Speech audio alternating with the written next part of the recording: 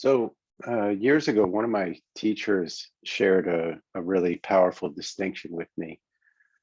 I I think he probably got this from landmark education for any of you who have done landmark or know landmark. Um, but in any case, the distinction is around whether you're responding to events based on how you feel about them or your interpretation of them versus the idea of deciding how something is, or how something will be, making a decision about how it is or how it's going to be as a declaration of how you'd like it to be and what you're committed to. So I'm giving you a couple examples because it when I first heard this, it seemed very abstract to me, and I had a tough time getting it initially. So the first way, when you're just responding or reacting to things, let's say I'm going to a party and I get to the party and I talk to a few people, and I might make a decision or have an interpretation like, oh, this is a good party, or this is a bad party, or the people are nice, or food isn't good. So I'm just responding to what's there, and it's really ultimately it's my interpretation of what's there. Uh, so that's just the sort of responding or reacting to something.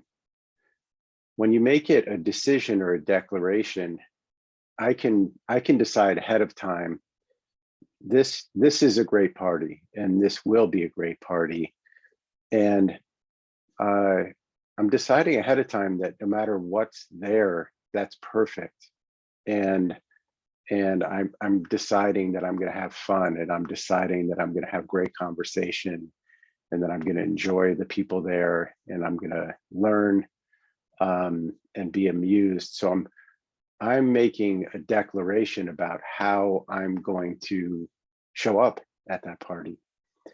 And so it's a very powerful distinction. One, you're in the moment and you're interpreting and you're judging based on what's coming at you. And the other, you're deciding ahead of time, no matter what's there, I'm going to make this the best party ever. And I love this because from time to time, when I'm speaking to somebody may say, "Oh, I had a bad day," or this party wasn't good, or and I'm often struck by how easily somebody will let their day be a certain way,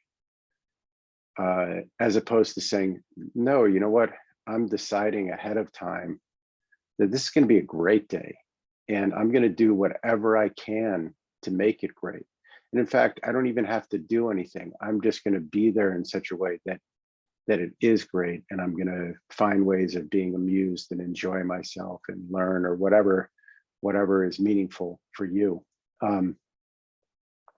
It's kind of like if you're cooking food, something may not come out the way you like, but that's not necessarily a problem. And in fact, you can cook it again, or you can cook something else. And even if you don't have time to cook something else, you can decide to enjoy something.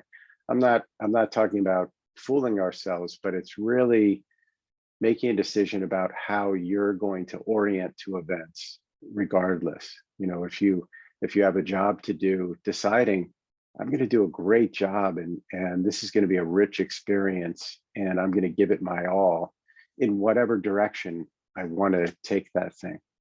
So, and it changes our orientation to one where we're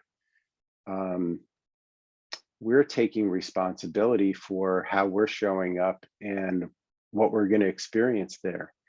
And on the one hand, you could look at that as, oh, why do I have to take responsibility for everything? But it's incredibly empowering to know that you can take something on and begin to have a say in how the world shows up for you. So I encourage you to do this, and there will be times when you say like, oh, this is going to be the best party in the world, and you go there and you don't have a good time. It's okay. So I learned something. Um, but I think you'll find that if you decide ahead of time how you want to show up and how you want that to occur for you, I think you'll be really blown away by what can happen.